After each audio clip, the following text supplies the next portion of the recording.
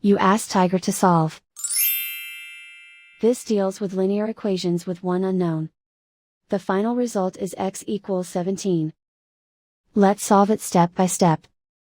Group all x terms on the left side of the equation. Subtract 2x from both sides. Group like terms. Simplify the arithmetic. Group like terms.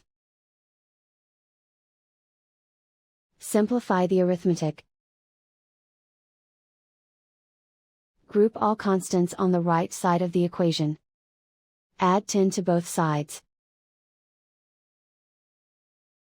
Simplify the arithmetic.